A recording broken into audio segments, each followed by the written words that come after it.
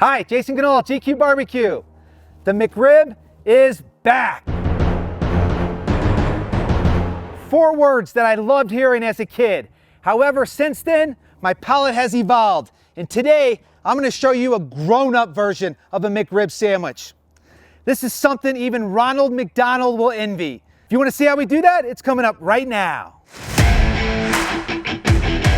One of the things that puts a McRib in such high demand is that it comes and it goes. Out here in Colorado, it was just reintroduced, and it's been 6 years since the last time it's been out here. Growing up in St. Louis, it was pretty common. I used to beg my mom to take me to McDonald's to get a McRib. I loved it as a kid. However, as an adult, I love real smoked meat, and this McRib sandwich I'm gonna make for you today is gonna knock your socks off. We got a long cook today, so I need a lot of hot coals. I'm gonna fill this chimney up to the top, light it up with one of these fire starters, and then add it to the PK. I'm gonna add some hickory logs so we can get that good hickory smoke flavor rolling. This is something I've never seen at McDonald's before. I've yet to see a smoker at any of their locations. If you have seen one, let me know down in the comments below. So what is the McRib sandwich made out of? I've seen a couple of different variations of what the ingredients are, but the most common 2 items is pork shoulder and tripe, which is the intestine of the pig. They grind it up with a bunch of additives, shape it into the form of a patty.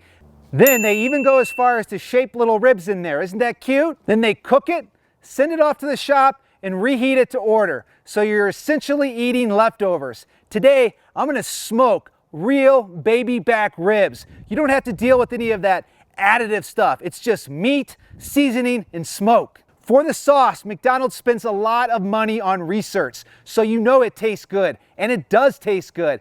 However, the 2 primary ingredients are water and high fructose corn syrup. Today, I'm gonna use the Hottish, where the 2 primary ingredients are tomato puree and sugar. Nothing fake about what we're cooking today. There's 2 common cuts of ribs that come from a pig, the baby back and the spare. Today I'm using the baby back.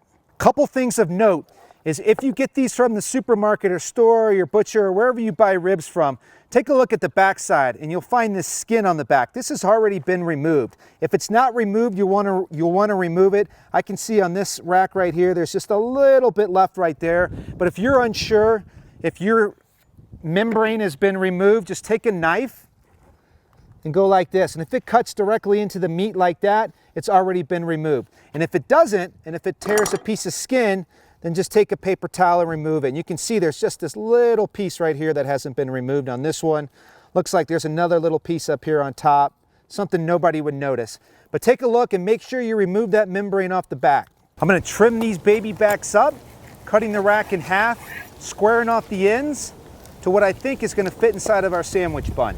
It's December in Colorado, it's cold out here, there's snow on the ground.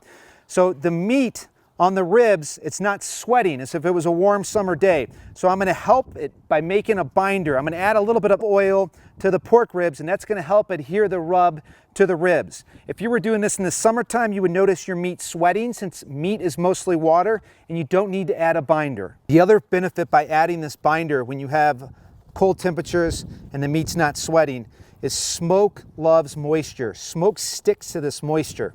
So by getting a little bit of moisture into the meat, you're gonna get more of that smoke flavor at the beginning part of the cook.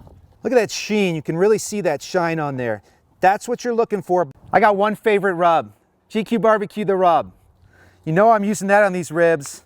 What I like about the rub is that it's got all the different flavors. It hits all the notes. It's sweet, it's savory. It's got subtle amounts of citrus and a little bit of heat. I'm gonna hit both the front and the back of these baby backs. We wanna get all the sides seasoned up so we get all the flavor into these ribs.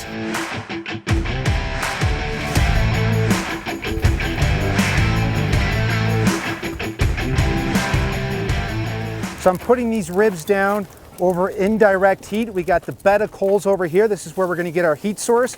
We of course got the wood going. You can see the smoke coming off that. So we're gonna get some really good flavor. I'm gonna go ahead and close the lid down. I'm gonna keep this vent cracked wide open. And this is gonna allow the oxygen to come up through here, fuel the fire, take it across the ribs indirectly, and then up this vent right here. So I'm going to clamp down the vent over here so we can create that oxygen and airflow and heat flow. And then down here you can see that that's open too. So I'm going to go ahead and clamp this down so that our only fuel source of oxygen comes right through here. So our airflow is going to go up and over. And in probably about 30 minutes, I'm going to take a look at these and rotate them around so we get a good even cook. I've never cooked ribs before in a PK. I'm guessing somewhere between an hour or 45 minutes these should be done, but I'm going to take a look at them probably in about 25-30 minutes. So these ribs have been cooking for about 10 minutes. Let's take a look at the gauge. So if, in case you want to use that, I never recommend going off a gauge, but in case you do, we're running at about 330. So we're cooking these ribs hot and fast today. So now our work is done. Let's let the PK do what the PK does. Looking good. Oh, look at that color on there. Awesome, looking great. So you can see where I used the tongs before, how it's already kind of come off, but let's check and see how this bark's set up. Look at that, it's sticking on there. So that's exactly what I want to see. So that lets me know that we're now ready for the wrap. For the wrap today, I'm doing a super simple wrap. We're going just beer, take your favorite beer, but ribs, meat, smoke. Out here in Colorado, we love that Colorado Kool-Aid. We're gonna wrap it up nice and tight using whatever beer you like. Use about 3 to 4 ounces. When wrapping it, make sure you get a tight wrap and also double wrap it. We double wrap it in case it goes back on the grill and something gets caught on the grate and it rips the bottom outer layer of foil. You're still good.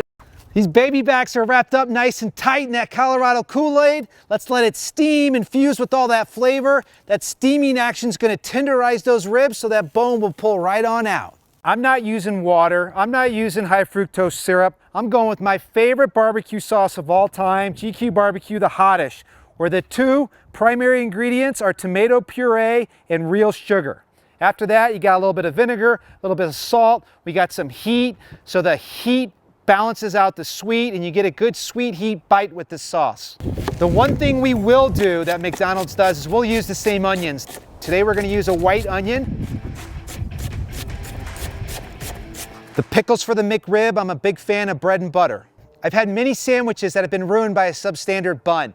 Today's rib sandwich is going to have more bun than meat, so you want to make sure you're using one of your favorite buns. Any bun will do, just make sure it's something you enjoy. It's been about 20 minutes. Let's go ahead and pull these off. Oh yeah, look at that. Beautiful, beautiful. See if we can slide those bones right on out.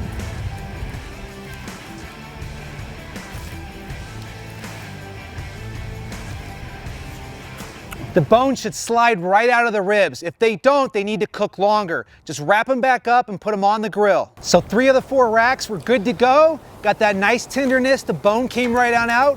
One of them needs more time, so I'm going to continue to let that cook. We're going to get the other 3 sauced up and make our sandwiches.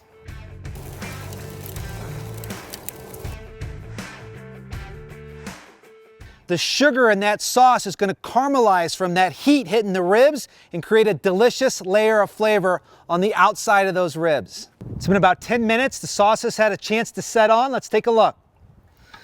Oh yeah, beautiful. That's exactly what I was hoping for. Look at that color. I can smell the good smoky barbecue flavor coming off those ribs. Let's transfer them over to our buns. Beautiful. So if you get one that's a little long like that, all you got to do is cut the bun. That fits perfect now. Beautiful.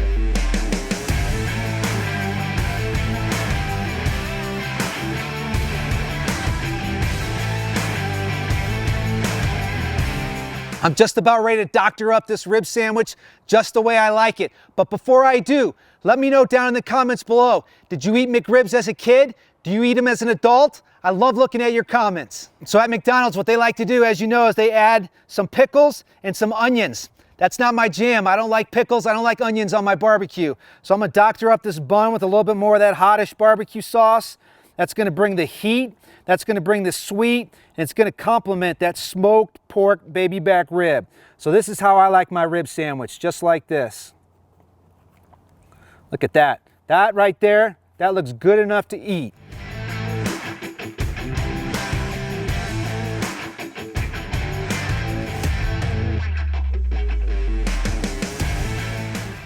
Now for my favorite part, the taste test.